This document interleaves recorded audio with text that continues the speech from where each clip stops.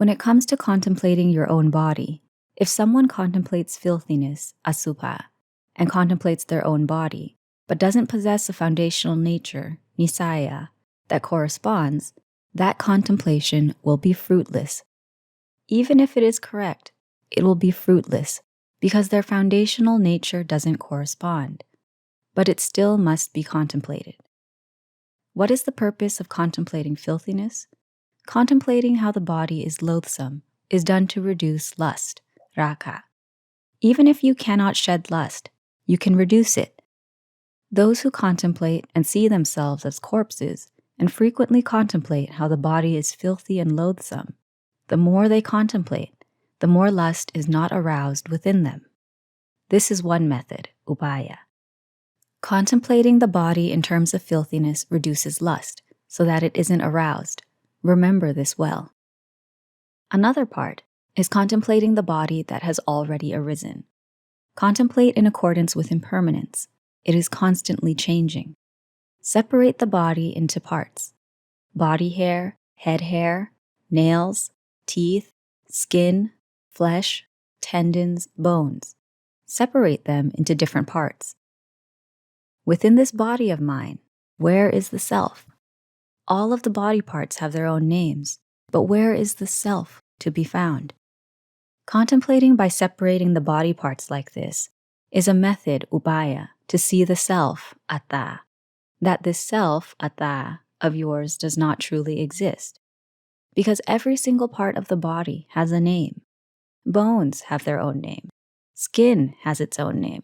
The liver, kidneys, and intestines all have their own names. A person's name is not in this body. Will you find the name or the self in there?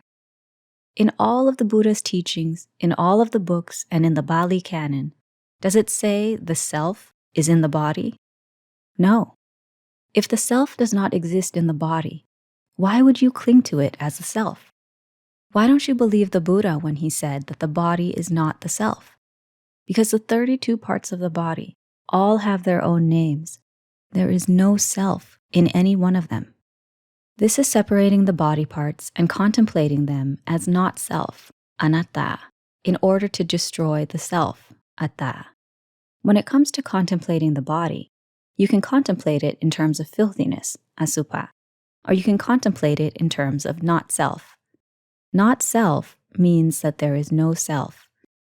One who knows and sees in accordance with the truth that there is no self is called a practitioner of mental cultivation, bhavana patipati.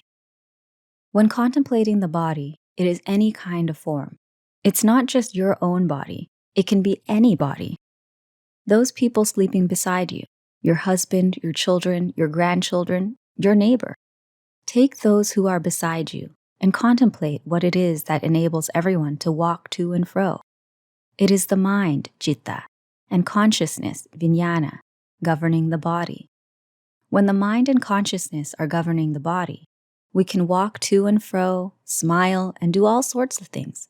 But even if the body still exists, once the mind and consciousness leave the body, every body part will be discarded and left in this world just like a piece of wood. It is useless. You can take a blade to it and chop it up, take a fire to it and burn it, and it would not know anything. Give it its favorite things, and it wouldn't know how to take them. You could stack millions before it, and it wouldn't know how to take it. This body is not under anyone's control. That is, you must understand that the self doesn't exist in it. Contemplate this often. The more you contemplate, the more you will gradually release the attachment and clinging. You cannot use knowledge to judge. If you use knowledge to judge, it is all over. You must use wisdom, paññā, to judge. The knowledge that people have taught you, that this is like this and that is like that, is other people's knowledge. Leave it be.